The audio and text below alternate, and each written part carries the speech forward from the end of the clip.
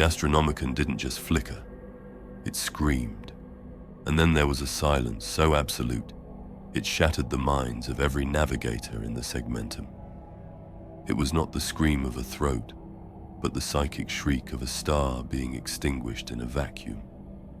For 10 millennia, the warp has been a storm of screaming tides and predatory hungers, a churning ocean of filth that we, the Grey Knights, were forged to weather. We are used to the noise. We are used to the cacophony of the abyss, but we were never prepared for the quiet. Castellan Vardas stood upon the bridge of the Argent Sentinel, his boots locked to the floor plates as the reality anchors of the ship groaned against an impossible shift. Around him, the air didn't just turn cold, it turned empty. The psychic pressure that usually presses against the mind of a Grey Knight, the constant low-level static of the Imperium, simply vanished. It was as if the universe had held its breath and forgotten how to let it go. "Status," Vardas commanded. His voice was a rasp of cold iron, the product of 1,000 battle cries and the surgical hardening of his vocal cords. He felt the phantom itch of his twin hearts thundering in the silence, a rhythmic thud that sounded like a drum in an empty cathedral. "The beacon. It is gone, Castellan," the bridge serf whispered. The man was trembling, blood weeping from his tear ducts. He wasn't a psyker, but even the mundane can feel when the sun of the soul goes out. Not obscured, not eclipsed. It is gone. Vardas didn't move. He watched the viewports. Usually the warp was a kaleidoscope of nauseating colors, pinks that smelled of rot, blues that tasted of betrayal. Now it was a flat, featureless gray. It looked like ash. It looked like the surface of a dead eye. "Navigational lock?" Vardas asked. "Dead," the ship's master of ordnance replied, his voice shaking. "Navigator Hellas he is catatonic. His third eye has turned to a milky stone. He says the light didn't leave us.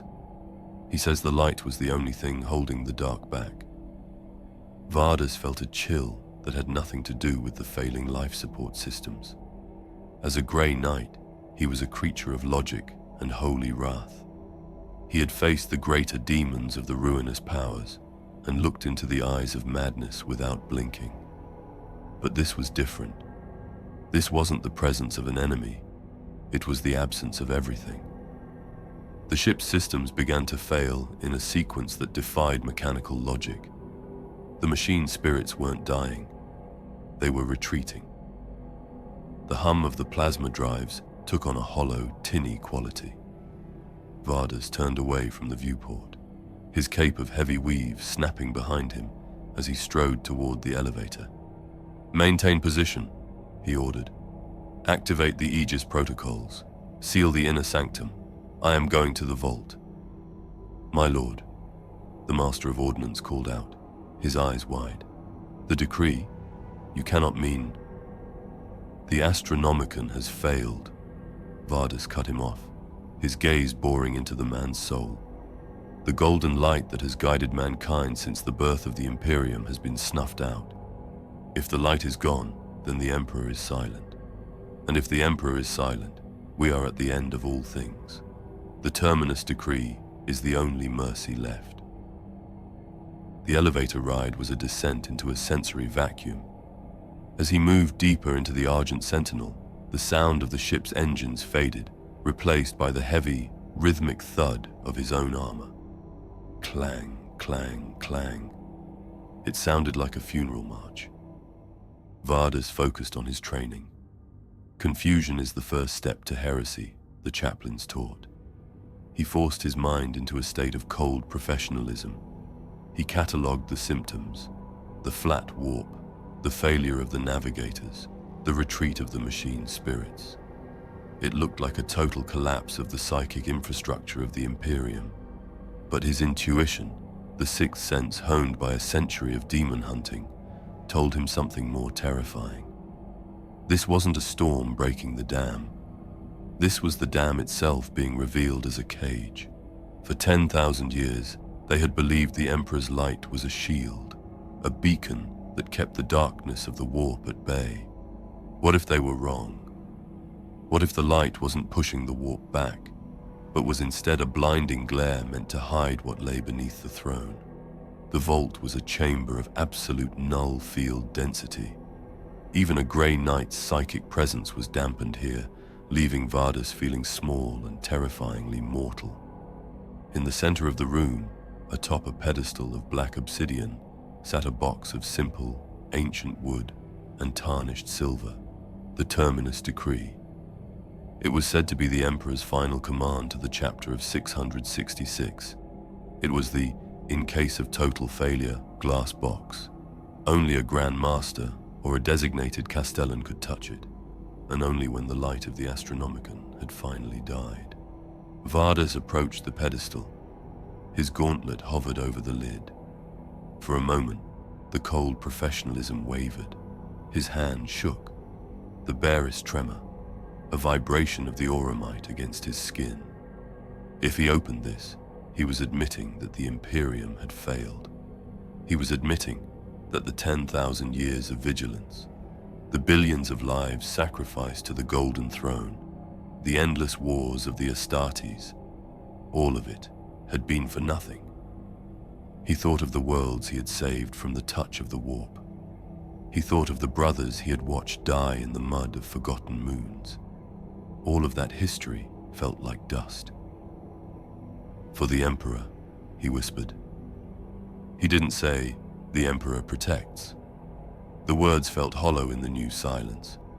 He pressed his thumb against the bioscanner. A sharp needle pricked his skin, sampling the gene seed within. The box recognized its master. The silver seals hissed, ancient pneumatics releasing a breath of air that smelled of ozone and 10,000-year-old parchment. The lid clicked open. Vardas expected a weapon. He expected a psychic catalyst that would ignite the warp, or a virus that would scour the galaxy of life to deny it to the chaos gods. He expected a bomb. He found a scroll of vellum, yellowed and brittle with age. With trembling fingers, Vardas unfurled the parchment. His eyes, enhanced by centuries of surgical refinement, scanned the high Gothic script. The first realization hit him like a blow to the chest. The decree wasn't a command to destroy the enemies of man. It wasn't a tactical maneuver. It was a confession. "The light is the lie," the first line read. Vardas felt the world tilt. The cold professionalism shattered, replaced by a rising tide of primal panic. He read on, his mind struggling to process the implications. The decree described the Golden Throne not as a life support system, but as a containment field. It spoke of the Astronomican not as a beacon, but as a lure of the divine. The Emperor hadn't been sitting on the throne to lead humanity. He had been trapped there to prevent something from escaping. And the light, the golden radiance that the Imperium worshipped, it was a veil, a psychic screen designed to hide the fact that the Golden Throne was anchored into something far older and more terrible than the warp. "We are not the protectors of the throne," Vardas whispered, the words tasting like ash in his mouth. "We are the jailers." The escalation of dread was physical now. He felt his twin hearts skipping beats. Outside the vault, he could hear the ship's hull beginning to buckle, but it wasn't the pressure of the warp. It was as if the physical laws of the universe were being rewritten in the wake of the light's absence. The decree continued, providing coordinates, not to a battlefield, not to a secret fortress. It provided a map. Vardas traced the lines with a shaking finger. The map showed the inner sanctum of the Imperial Palace. It showed the Golden Throne, but then it went deeper. It showed a path through the obsidian floor, past the ancient mechanisms of the Adeptus Mechanicus, into a subterranean void that existed in the shadow of the throne's psychic footprint. A place the custodes had never guarded, a place the Inquisition had never mapped. a location that sat directly beneath the Emperor's feet. Vardas looked up from the parchment. The silence in the vault was suddenly broken by a sound he hadn't heard in a century. A heartbeat. Slow, heavy, wet. It wasn't his own. It wasn't the ship's. It was coming from the floor beneath him, vibrating through the obsidian pedestal, through his boots, and into his bones. He looked back at the map on the Terminus Decree. The final ink stroke pointed to a chamber labeled in a tongue that was neither Gothic nor any human dialect he recognized. It was a map to the Emperor's 13th Grave. Vardas realized with a jolt of pure, unadulterated terror that the Terminus Decree wasn't a weapon to end the war. It was a key. And as the heartbeat beneath the Argent Sentinel grew louder, he realized that whatever was in that secret chamber wasn't waiting for the Emperor to wake up. It was waiting for him to die so it could finally get out. Chapter 2. The Architecture of a Lie.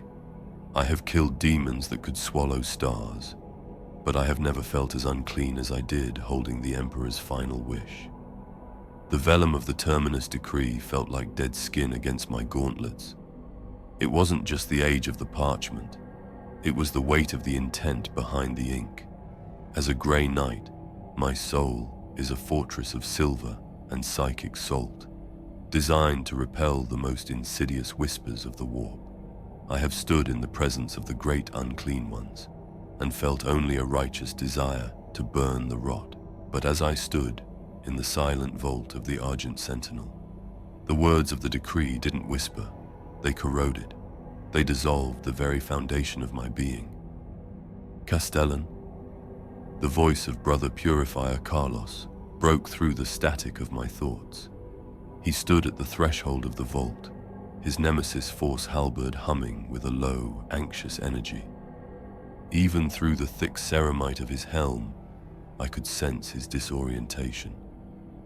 The great blackout had stripped the spiritual armor from the galaxy, and Kalos, like the rest of us, was feeling the raw, unshielded reality of a universe without its god. "Prepare the strike craft," I said. My voice sounded hollow, like wind through a tomb. "We are going to Terra." "The throne world is in madness, Vardas," Carlos replied, his tone bordering on a breach of discipline. "The navigators are screaming. The astropaths are ash. If we attempt a warp jump now..." "We will not be jumping through the warp, Carlos," I interrupted, turning to face him. I held up the decree. The decree provides a tether, a back door. The Emperor didn't just leave us a message. He left us a funeral path. The journey to the Soul System was not a flight, but a falling. The Argent Sentinel didn't glide. It was pulled by a gravitational tether that ignored the laws of the Imperium. We arrived in a system that had become a graveyard. The sky above Terra, once a glittering web of orbital plates and defense monitors, was now a sea of drifting hulks. Without the Astronomican, the ships hadn't just lost their way, they had lost their soul. We didn't land at the spaceports. The decree guided our strike craft into a tectonic fissure in the Himalayan peaks, a jagged wound in the earth that bypassed the orbital defenses and the scrutiny of the phalanx. As we disembarked into the subterranean reaches of the Imperial Palace, the silence hit us again. But it wasn't the silence of the Sentinel. This was the silence of a clock that had finally run out of tension. We moved through the dark, our power armor's lumens cutting through the dust of 10,000 years. We were deep, deeper than any map of the Sanctum Imperialis permitted. The walls here weren't made of the ornate gold and Gothic marble of the upper levels.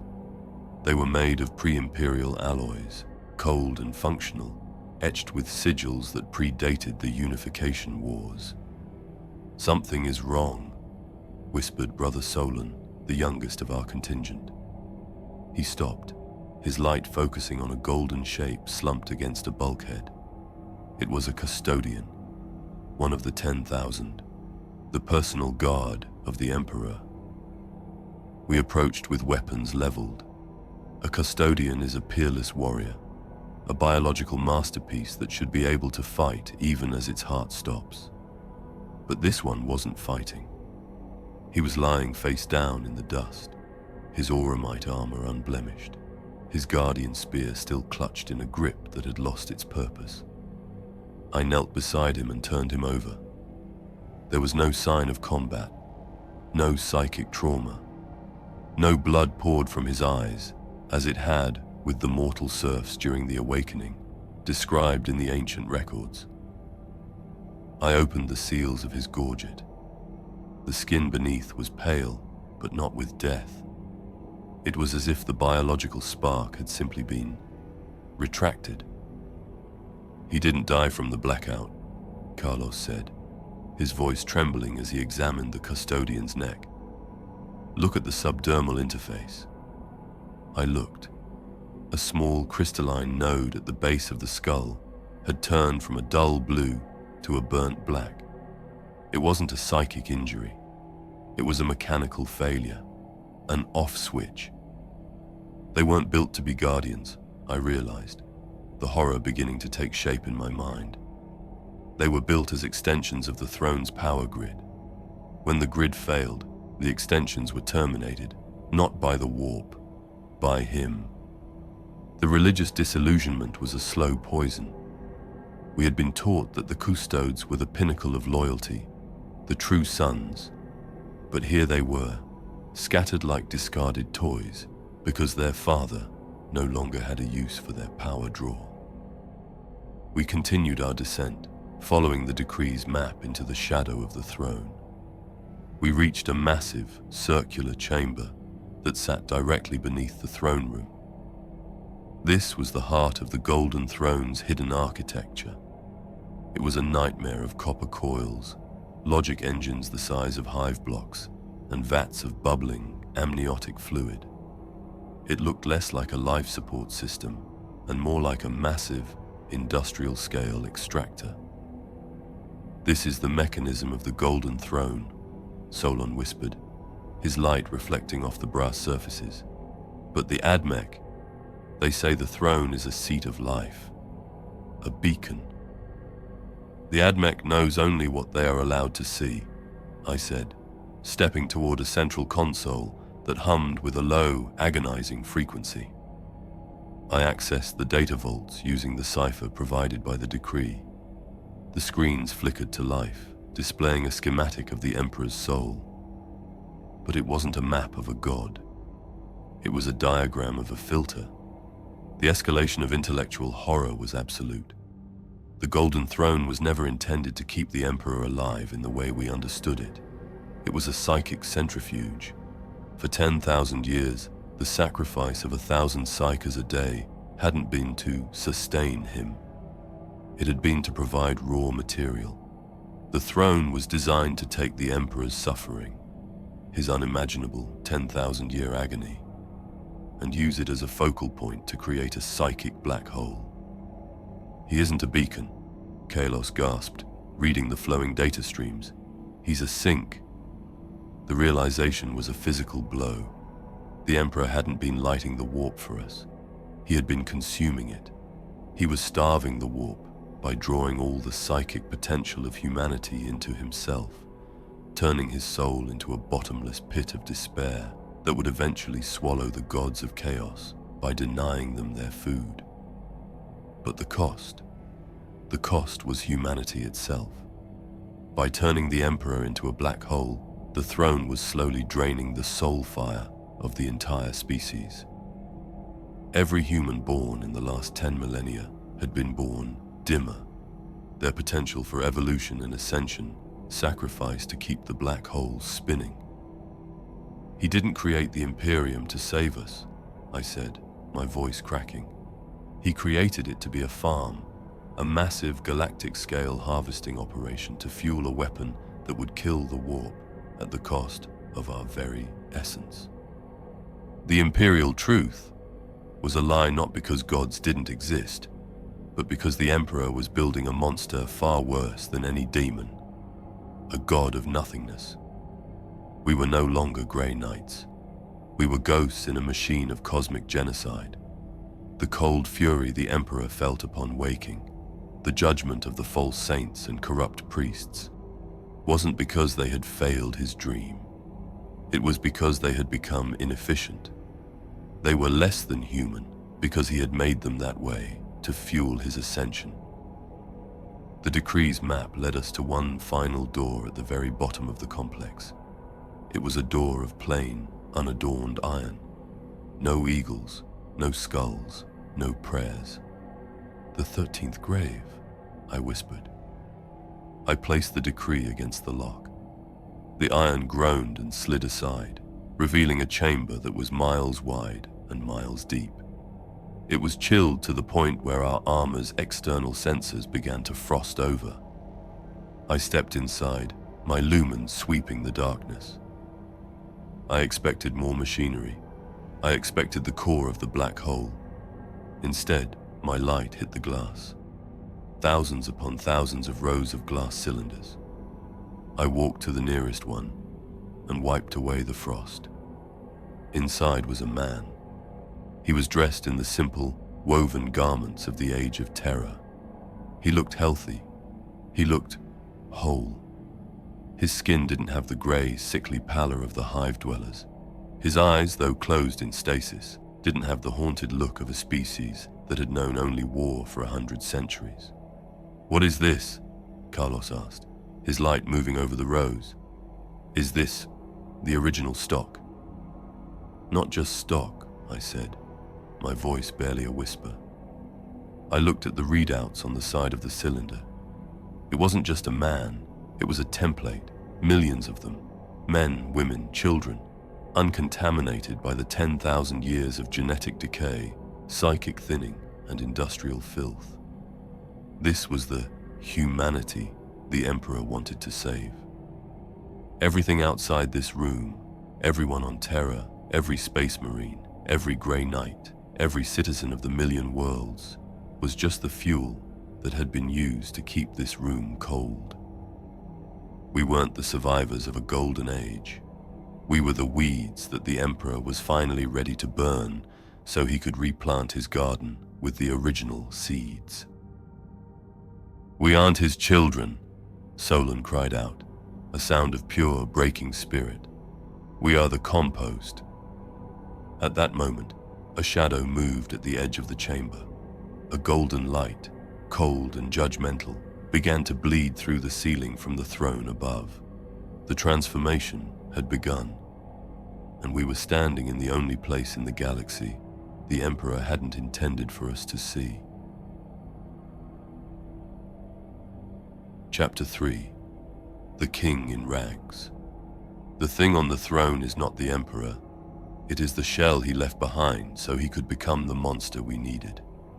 As I stood amidst the frost-slicked cylinders of the original stock, the revelation didn't just break my heart. It cauterized it. For 100 years, I had knelt before the golden throne in spirit, offering my prayers to the radiant image of a warrior king, a father, a savior. But looking at the schematics pulsing on the Decree's readout, I saw the anatomy of a cosmic deception. The gold, the light, the psychic majesty. It was taxidermy. A hollowed-out husk kept in a state of perpetual screaming rigor mortis to distract the galaxy while the real work happened down here, in the dark, in the guts of the world. Vardas. Carlos's voice was wet. He had removed his helmet. A Grey Knight almost never removes his helmet in the field. But the air in this vault was so sanctified, so pure of warped taint, that his auto-senses had stopped registering threat. His face was a mask of ruined piety. If he isn't on the throne, then where is he? I looked at the Terminus Decree. The vellum was shifting. The ink was no longer static. It was flowing, responding to the proximity of the 13th Grave. "He is here," I whispered, gesturing to the millions of stasis pods. "And he is there." I pointed upward, toward the ceiling that groaned under the weight of the palace. And he is in the warp. He isn't a man anymore, Kalos. He fragmented himself. He shattered his soul into 1 billion shards of glass and buried them in the bedrock of our history. He became the engine. I felt a surge of grief so profound, it felt like a physical hemorrhage. It wasn't the grief of losing a leader. It was the grief of a child realizing their father had spent his life building a house only for the guests he actually liked, while leaving his own children to freeze in the yard. We, the Astartes, the Grey Knights, the trillions of citizens, were never the dream. We were the scaffolding. We were the rough-hewn timber used to hold the shape of the cathedral while the marble set, only to be torn down and burned once the work was finished. Solon walked to one of the pods, his hand trembling as he touched the glass. Inside, a woman slept. She looked peaceful. She was humanity prime. She was a creature of a logic-driven scientific age, her DNA unspooled and cleaned of the 10,000 years of radiation, mutation, and psychic scarring that had turned our species into a race of hunched, fearful zealots. He kept them safe, Solon whispered, a tear carving a path through the grime on his cheek. He kept the best of us in the dark, while we fought his wars in the light. He didn't keep them safe for their sake, Solon, I snapped, the grief curdling into something sharper. Read the decree, look at the command line. The intellectual horror of the previous hour had been a precursor to this, the functional reality of the great work. The decree was not a weapon to be fired at an enemy. It was a delete key. The Emperor's plan, the true plan that had been hidden even from his primarchs, was never to win the long war. He knew the warp could not be defeated as long as humanity existed in its current form. We are too emotional, too volatile, too psychic. We are the fuel for the chaos gods. As long as a single human heart beats with hate, Khorne lives. As long as a single human mind schemes, Tzeentch thrives.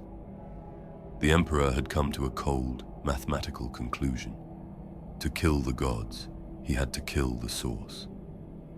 The Terminus Decree was the trigger for a final, total collapse of the human species. Upon activation, it would send a psychic pulse through the gene seed of every Astartes and the DNA of every human being carrying the Imperial mark. It was a genetic kill switch. In an instant, the entire Imperium, from the highest High Lord to the lowest Hivedreg, would simply cease to be. Their souls would not go to the warp. They would be processed by the Golden Throne, drawn into the black hole he had created, and used to snuff out the warp fires once and for all. And then, in the silence of a dead galaxy, the original stock in this room would be awakened. A new humanity, a sterile humanity, a humanity without the capacity for the flaws that fed the warp. He isn't saving us, Kalos roared, his nemesis halberd sparking as his psychic distress bled into the weapon. He's replacing us. We are a failure he's finally decided to erase. It's more than that, I said, my voice dropping to a low, dangerous growl. He's not just replacing us. He's using our deaths to pay for the new world's lease. Our souls are the currency. The 10,000 years of suffering, the Inquisition, the wars, the prayers. It was all just to build up enough weight in the collective soul of the species so that when he finally pulled the trigger, the impact would be large enough to shatter the warp. He didn't want a human era. He wanted to prevent a chaos era by ensuring there was no one left to experience either. The revulsion hit me then, a sickness that reached into the marrow of my bones. I looked at my hands, encased in the finest armor the Imperium could provide. I was a Grey Knight. I was a purifier. I was the pinnacle of his vision. And I was nothing. I was a sacrificial lamb who had been taught to love the knife. The king in rags wasn't just a metaphor for the Emperor's physical state on the throne. It was the state of his morality. He had stripped away every shred of his humanity, every ounce of his compassion, until all that was left was a cold, calculating will. He was a monster who wore the skin of a god to keep us obedient until the hour of our slaughter. "We can't do it," Solon said, stepping back from the control console. "Castellan, we cannot activate this. We cannot murder a quadrillion souls just to satisfy his great work. We are Grey Knights. We protect." "Protect what, Solon?" I asked, turning to him. My eyes were cold. "The corruption, the rot. Look at the galaxy. Look at what we have become. We are a species of torturers and slaves, living on the corpses of our ancestors. If we don't activate the decree, the warp wins. If we do, he wins. There is no third path. He designed it that way." The pressure in the room was mounting. The golden light from the ceiling was becoming a physical weight, a crushing radiance that smelled of ozone and ancient pitiless intent. The king was watching us. He was waiting for his loyal hounds to finish the task he had set 10,000 years ago. The irony was a jagged blade in my throat. We were built to be incorruptible, so that, at the very end, we would be the only ones capable of carrying out the ultimate atrocity. A corrupted man would hesitate. A traitor would seek power. Only the pure could be trusted to commit genocide in the name of a higher good. "He's right, you know." The voice didn't come from the decree. It didn't come from the mind link. It was a physical sound echoing off the rows of stasis pods. We spun around, weapons raised, our lumens cutting through the thickening golden haze. Standing in the iron doorway was a figure that should not have been there. His auramite armor was dull, covered in the dust of the lower reaches. His guardian spear was deactivated, held loosely at his side. He looked old, not in years, but in the way a mountain looks old. Captain Malkian Vane, the custodian, the man who had been there when the Emperor woke up. We didn't lower our weapons. A custodian this deep in the 13th grave was an impossibility. The decree had said the custodes were kept in the dark about this level. "Vane!" I hissed. "You shouldn't be here." The custodian stepped into the room. He didn't look at us. He looked at the pods. He looked at the original stock with a gaze that was so full of pity and hatred it made my soul ache. "I have been here for a long time, Castellan Vardas," Vane said. His voice was a dry rattle. "I was there when the light returned to his eyes. I was there when he looked at me, his most loyal servant, and saw nothing but a piece of equipment that had outlived its warranty." Vane turned his gaze to me. His eyes were bloodshot, the golden light reflecting in them like a fire in a tomb. He didn't move to attack. He didn't move to defend the decree. He looked at the decree in my hands, and then he looked at the console that would trigger the extinction of our species. "I have watched you descend through the layers of his lies," Vane said. A small, terrible smile touched his lips. It was the smile of a man who had already seen the end of the world and found it lacking. "I have been waiting for someone with a soul to reach this place," the custodian whispered. He stepped aside, gesturing toward the activation sequence on the console. He wasn't there to stop us. He wasn't there to protect the Emperor's plan. "The light is dying, Vardas," Vane said, "and the thing on the throne is hungry. It has been eating us for 10,000 years, and it is finally ready for the main course." He leaned in, his face inches from mine, the smell of burnt auramite and ancient despair rolling off him. "What took you so long?" Chapter 4. The Vengeance of the Failed. To save the soul, we must burn the garden. That was his logic. But he forgot that the fire feels the same to the flowers as it does to the weeds. Malkian Vane spoke the words with a flatness that was more terrifying than any scream. He stood amongst us, a giant in tarnished gold, looking not at the enemies of man, but at the masterpiece of man's extinction. I looked at the activation console of the Terminus Decree, then back at the custodian. "You are his companion," I said, my voice cracking under the weight of the psychic pressure bleeding through the ceiling. "You are the one who stood by him when the first brick of this palace was laid. How can you stand here and watch us reach for the throat of the species?" "Because I have seen what he is becoming, Vardas," Vane replied. He stepped toward the rows of stasis pods, his shadow stretching long and distorted under the flickering emergency lumens. "For 10,000 years we thought we were feeding a dying flame. We thought of the psychers, the black ships, the endless rivers of blood. We thought they were fuel to keep the beacon lit so humanity could find its way home. We were wrong. We weren't fueling a fire. We were fattening a parasite." The emotional trajectory shifted from the hot, desperate grief of the previous hour into a cold, hollow resignation. Carlos and Solon stood paralyzed, their nemesis blades lowered. We were the Grey Knights, the ultimate weapon of the Emperor's will, and we were being told by his most intimate guardian that our purpose was a cruel joke. "He is a god," Solon whispered, his voice trembling with a lifetime of indoctrination. "He is the master of mankind." "He was a man who wanted to be a god," Vane corrected him, turning to look upward. "And he succeeded. But a god does not need citizens, Solon. A god needs energy. A god needs a domain where no other power can challenge him. He didn't build the Imperium to protect you. He built it to concentrate you. 1,000,000,000,000 souls, packed into hives, compressed by faith, fermented by suffering, all so that when the harvest came, the yield would be pure." I looked at the decree. The parchment was vibrating now, the ink glowing with a sickly, ultraviolet light. The decree, it doesn't just kill, I realized. It harvests. "Look," Vane said, pointing his spear toward a monitor that bypassed the palace's encryption. The screen flickered to life.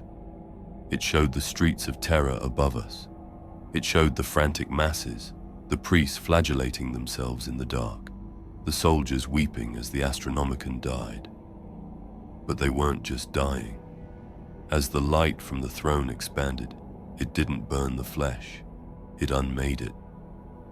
I watched a group of pilgrims on the screens. They didn't scream. They simply began to unravel. Their physical forms, the genetic sequences, the biological matter, were being stripped away like wet paper. But the energy, the white-hot spark of their souls, was being pulled toward the palace. It wasn't a judgment. It was a regression.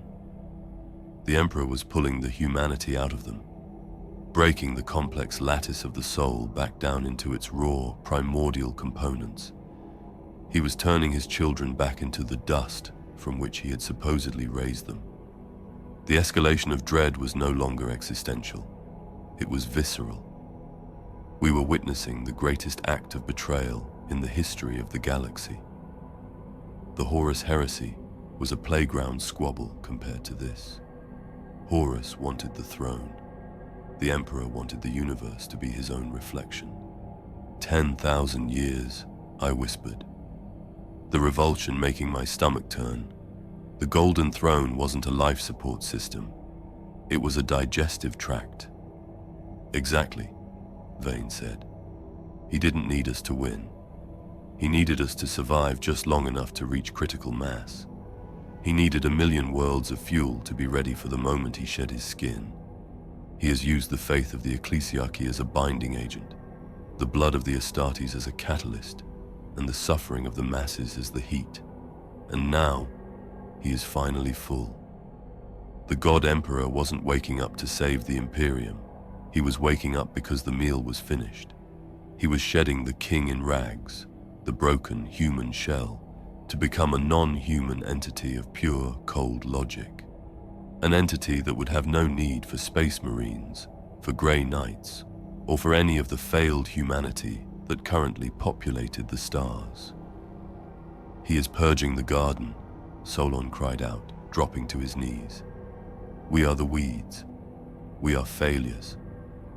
"No," I said, my voice growing hard. I looked at the Terminus Decree. "We are the leftovers, and he's trying to clear the plate." The room began to shake. Not the physical tremors of an earthquake, but the psychic vibrations of a reality being compressed. The golden light from above was changing. It was losing its warmth, its holiness. It was becoming a heavy, grey pressure, the flat warp we had felt on the Argent Sentinel. Vane looked at me, his eyes pleading for a release that his own conditioning would not allow him to take. "The decree, Vardas. Use it. If you trigger it, you trigger the collapse of the entire system. You deny him the meal. You kill the species, yes, but you kill him too. You stop the ascension. You leave the galaxy silent, but you leave it free of his shadow." I looked at the console. The choice was a nightmare. On one hand, the Emperor would consume us all and become a cold, eternal tyrant of a dead universe. On the other, I could push a button and murder every living human being in an instant, leaving only the original stock in this cold, dark room to start over, provided they even survived the backlash. "Faith or duty, Castellan?" Vane asked. "You were built to be pure. Prove it. Be pure enough to do the unthinkable." I looked at my brothers. Carlos was staring at the screen, watching the pilgrims on Terra turn into smears of light. Solon was weeping, his faith shattered into 1,000 jagged pieces. I thought of the Grey Knight's creed. We are the hammer. We are the shield. But how do you shield the world from the person who created you? The realization hit me. This was the vengeance of the failed. Not our vengeance against him, but his vengeance against us for not being perfect, for being mortal, for being capable of fear and love and corruption. He was discarding us because we were dirty tools, and he was a master who refused to work with anything less than flawless instruments. He never loved us, I said. It was the simplest truth and the most devastating. He never even saw us. He only saw the objective. Then deny him the objective, Vane urged. The psychic pressure reached a crescendo. A scream, echoed by 1 billion voices, tore through the palace. The Emperor's consciousness was expanding, a tidal wave of unmaking that was sweeping across Terra and would soon leap across the stars. I reached out my hand. My gauntlet hovered over the final activation seal. At that moment, I didn't feel like a Grey Knight. I didn't feel like a hero. I felt like a janitor, cleaning up the mess of a god who had forgotten how to be kind. For the humanity that was, I whispered. I slammed my hand down on the seal. The Terminus Decree didn't make a sound. It didn't explode. Instead, the light in the room didn't just go out. It inverted. The brilliant, suffocating gold of the Emperor's presence was suddenly sucked backward, as if the room had become a vacuum of the soul. The air turned into a liquid shadow. The light of the Astronomican, the beacon that had held the Imperium together for 10 millennia, turned into something else. It turned into the deep, a blackness so thick it felt like drowning, a silence so heavy it crushed the lungs. I looked at Vane, but his golden armor was already being swallowed by the ink. I looked at the stasis pods, but the original stock were no longer sleeping. Their eyes were snapping open in the darkness, not with hope, but with the shock of a species that had just realized it was born into a grave. The decree was active.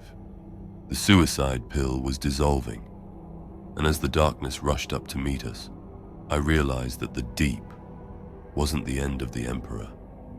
It was the beginning of his true form. The light was gone, and in the dark, something was finally breathing.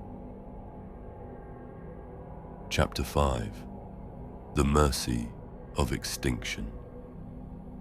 The universe didn't end with a bang or a whimper, but with the sound of a father finally admitting he never loved his children. It was a psychic sigh that bypassed the ears and settled directly into the marrow.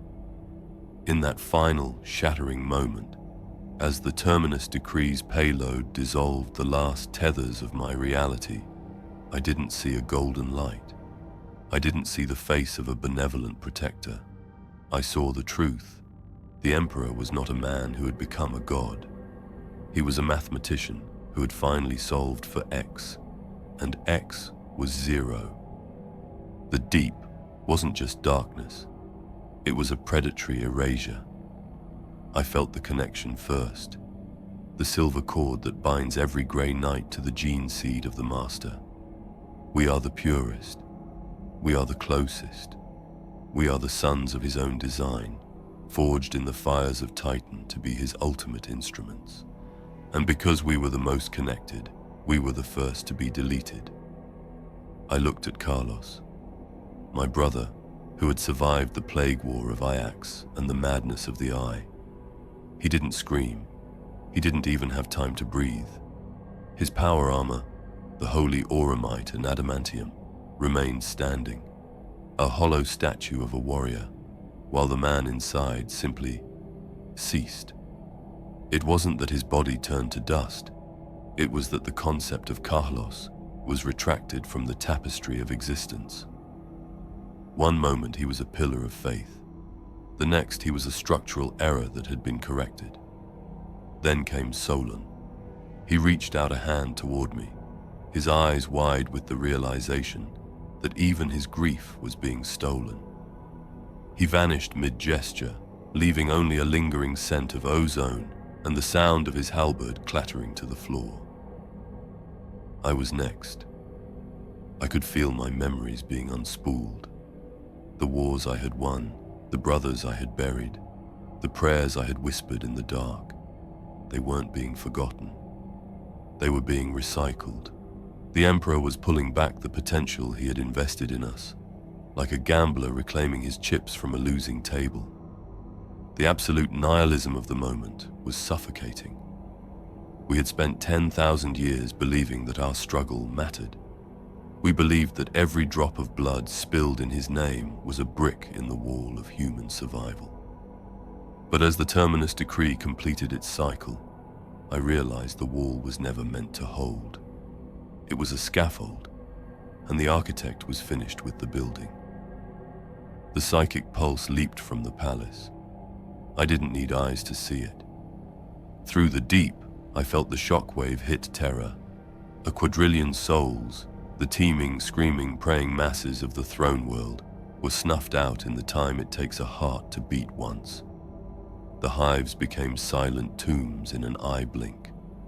There was no transition, no transit to the warp, no judgment by the throne. There was only the sudden, violent arrival of nothingness. The Emperor had achieved the impossible. He had starved the gods. I saw a vision of the galaxy as the decree expanded at the speed of thought. On Cadia's remains, on Ultramar, on the fringes of the ghoul stars, the lights were going out. The chaos gods, those vast, sentient tempests of human emotion, began to wither. Khorne had no rage to feed him, for there were no hearts to beat with anger. Tzeentch had no threads to weave, for there were no minds left to plot. Slaanesh starved in an instant, for there was no more capacity for desire. The warp didn't heal. It went flat. It became a stagnant grey ocean of unthinking energy. The great game was over, because the Emperor had burned the board and killed the players. This was his victory. A galaxy of perfect, sterile silence. A universe where the chaos era was prevented by the simple expedient of removing the possibility of life. I looked at the stasis pods of the original stock in the room with me. They were the only things left. As the shadows consumed the vault, I saw them beginning to breathe. Thousands of humans who knew nothing of the Imperium, nothing of the Emperor, nothing of the hell we had endured to keep their room cold. They were his new humanity, a species without the glitch of psychic potential, a species that would never dream, never pray, and therefore never feed the warp. They would live lives of cold, mechanical logic, overseen by the entity that used to be our king. The Emperor hadn't saved humanity. He had replaced us with a version of ourselves that was easier to manage. He had traded our souls for his peace. The escalation of dread reached its peak as I felt my own ego begin to dissolve. I wasn't Castellan Vardas anymore. I was a sequence of data being deleted. I was a spark being returned to the forge. And then, in the final microsecond of my existence, the last layer of the dark secret was peeled away. I had thought the Terminus Decree was a suicide pill to end the Emperor's suffering. I thought we were setting him free from the throne. But as my mind touched the edges of his expanding consciousness, I felt the truth. The Emperor wasn't dying. He wasn't ascending. He was settling. The dark secret wasn't that the Emperor would die if the decree was triggered. The dark secret was that he couldn't die until we all did. The Golden Throne wasn't just a life support system. It was an anchor. It was the only thing keeping his fractured, agonizing soul tethered to a physical reality he had grown to loathe. He was a prisoner of our faith. As long as a single human prayed to him, as long as a single Astartes fought in his name, he was bound to the mask of the God Emperor. He was trapped in the king in rags by the sheer weight of our collective belief. The Terminus Decree wasn't a mercy for us. It was a mercy for him. He had manipulated us into murdering ourselves so that he could finally be free of the burden of being our God. He didn't wake up to lead us. He woke up to pull the plug on his own life support, knowing that we were the only thing keeping the machine running. We were the chains, and he had just broken them. A haunting peace settled over me. The rage vanished. The revulsion faded. There was only the quiet. I looked at the iron door where Malkian Vane had stood. He was gone. I looked at the decree, but the parchment had turned to grey ash. The deep was absolute. There was no more war. There was no more hate. There was no more hope. The Emperor had finally achieved his great work. He was alone in the dark, and for the first time in 10,000 years, he was no longer screaming. The galaxy was a tomb, but it was a quiet one. And as my consciousness flickered and failed, my last thought wasn't a prayer. It wasn't a curse. It was a realization of the perfect circular cruelty of it all. The lie didn't start with the ecclesiarchy. It didn't start with the Inquisition. It started with the first person who ever looked at the sky and hoped for a savior. We wanted a God to save us. We got one. And this silence, is what a God's salvation looks like. The silence in the vault became the silence on the Argent Sentinel. Flat, featureless, grey, like the surface of a dead eye. The universe held its breath, and this time, it forgot how to let it go. The Astronomican didn't just flicker, it screamed,